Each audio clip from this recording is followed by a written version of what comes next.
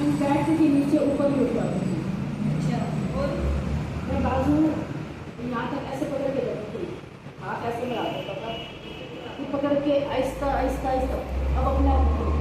यानी देखो इन्होंने कहा कि अभी हाथ में बहुत ज्यादा दिक्कत परेशानी थी, यानी हाथ नहीं उठ पाता था और ऐसे हाथ पकड़ पकड़ के इस तरीके से उठाती थी जी। और रीढ़ की हड्डी में बहुत ज्यादा प्रॉब्लम थी, गांठें बनी हुई थी, मेरे कमर पे गांठें थी, वो कमर पे गांठें अब्बल में, हाथ पे हैं, पेट पे है अभी, लेकिन मेरी कमर वाली सारी खत्म है। यानी कमर में बहुत सारी गांठें बनी थी, हाथ में भी दिक्कत थी, पैर में भी दिक्कत थी, यानी पूरे शरीर में दर्द रहता था। मैं नीचे बैठ नहीं पाती थी, बैठती थी तो कोई उठाता था मुझे, अब मैं अपने आप उठती। यानी देखो अभी इन्होंने क्या बताया, मैं बैठ जाती थी तो कोई किसी का सहारा लेना पड़ता था, क्योंकि उठने के लिए सहारा लेना पड़ता था। यहाँ कितने दिन हो गए? 3 महीने हो गए। आप सोच रहे हो बहुत ज्यादा है 3 महीने तो, मगर दिक्कत कितने साल से थी? बहुत साल से, काफी साल से थी जी।